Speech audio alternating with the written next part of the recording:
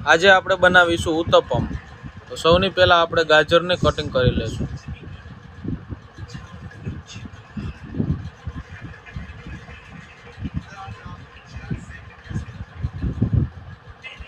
ગાજરનું cutting થઈ ગયું છે। હવે આપણે ગાજરને ક્રશ કરી લઈશું।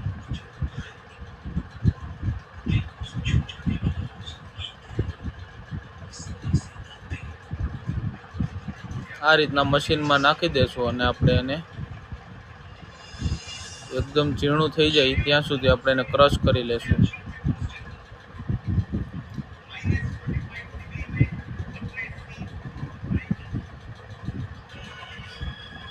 ગાજર કટિંગ થઈ ગયું છે। હવે આપણે એને થાળીમાં લઈ લેશું। એકદમ મસ્ત રીતે ઝીણું કટિંગ થઈ ગયું છે। હવે આપણે કોબીજને સુધારી લઈશું।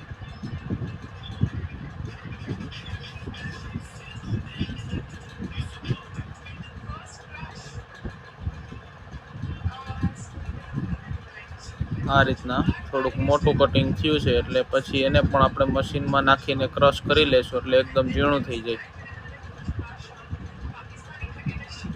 તો આપણે એને પણ મશીનમાં નાખી દઈશું અને એકદમ ઝીણું બારીક થઈ જાય ત્યાં સુધી એને ક્રશ કરી લેશું।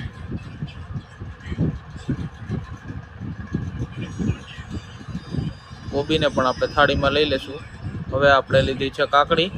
કાકડીને પણ કટિંગ કરીને મશીનમાં નાખી દઈશું।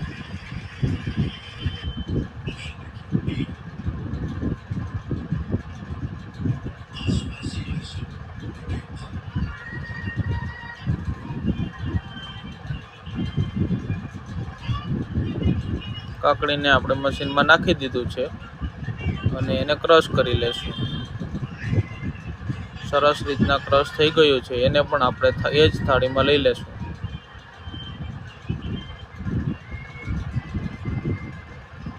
હવે આપણે એક લીધું છે કેપ્સિકમ। કેપ્સિકમના અંદરના જે બિયા છે એને કાઢી લેશું અને કેપ્સિકમનું કટિંગ કરીને એને પણ ક્રશ કરી લેશું।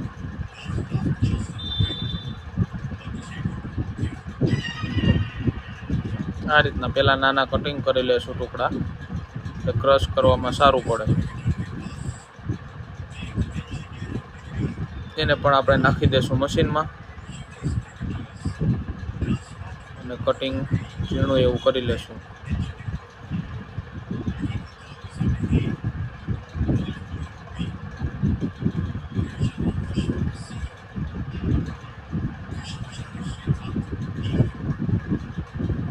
એને પણ આપણે થાળીમાં લઈ લેશું।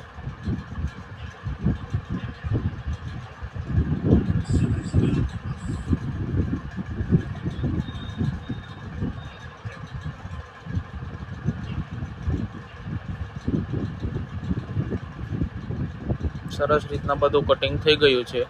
હવે આપણે ડુંગળીને પણ એ જ રીતના કટિંગ કરી લેશું। પહેલાં કટિંગ થઈ જાય એટલે આપણે એને મશીનમાં નાખીને થોડુંક ક્રશ કરી લેશું।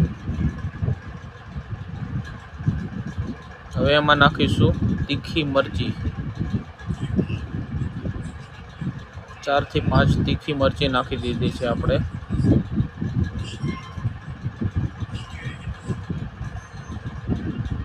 હવે નાખશું આદુ।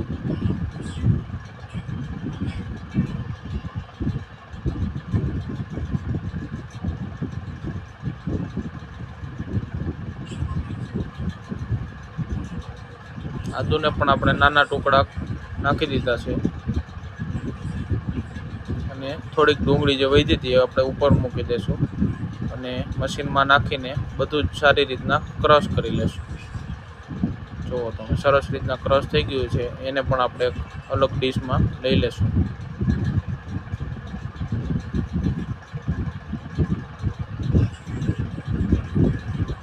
હવે આપણે ટમેટાને પણ કટિંગ કરીને મશીનમાં નાખી દઈશું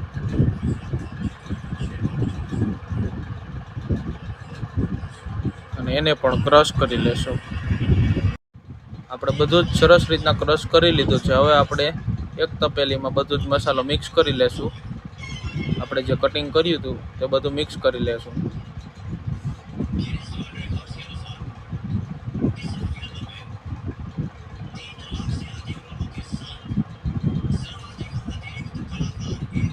અને ઉપર ટમેટાની જે ગ્રેવી હતી એ પણ આપણે નાખી દઈશું એમાં, અને લીલા ધાણા પણ નાખી દઈશું એમાં.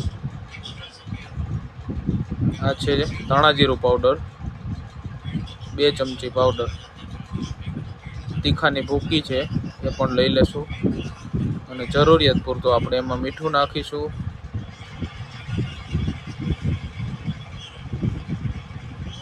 આપણે નાખી દઈશું એમાં રવો, અને જરૂરિયાત પ્રમાણે જ દહીં નાખીશું.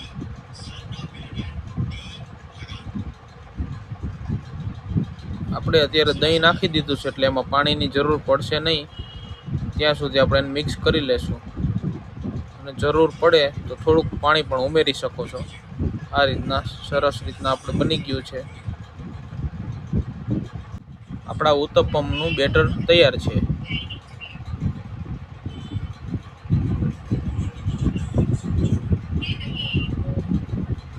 આપણે ગરમ થવા માટે તવો ચૂલા ઉપર મૂકી દીધો છે, અને એમાં આપણે થોડુંક તેલ નાખીશું.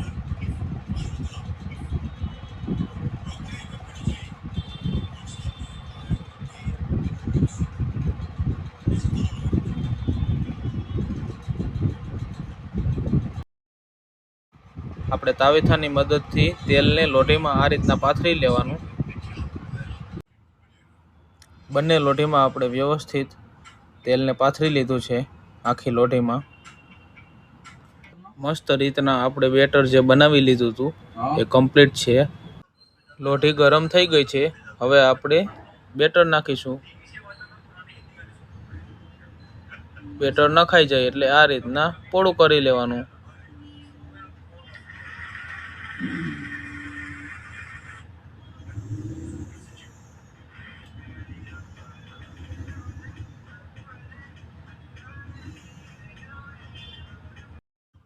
આપણે એક લોઢીમાં મૂકી દીધું છે બેટર.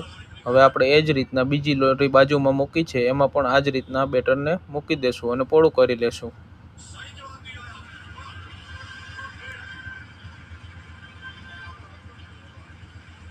મિત્રો, ધીમા તાપે આ રીતના થોડીક વાર ગરમ થવા દેવાનું.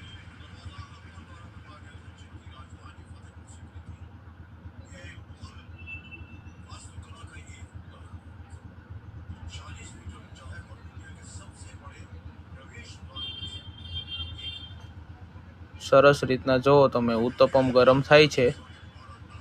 આ રીતના ધીમા તાપે આપણે આને થવા દેવાનું ગરમ. એક બાજુ આપણું ગરમ થઈ ગયું છે ઉત્તપમ.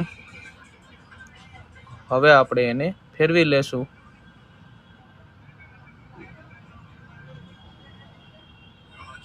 તો એકદમ સરસ રીતના આપણું ઉત્તપમ બની ગયું છે. તો મિત્રો, તમને વિડીયો કેવો લાગ્યો તે વિડીયો કોમેન્ટ કરીને જરૂર મને જણાવજો. અને વિડીયો તમને ગમ્યો હોય તો વિડીયોને લાઇક, શેર અને ચેનલને સબસ્ક્રાઈબ કરવાનું ભૂલતા નહીં. મળીએ નવા વિડીયો સાથે, નવી રેસીપી સાથે.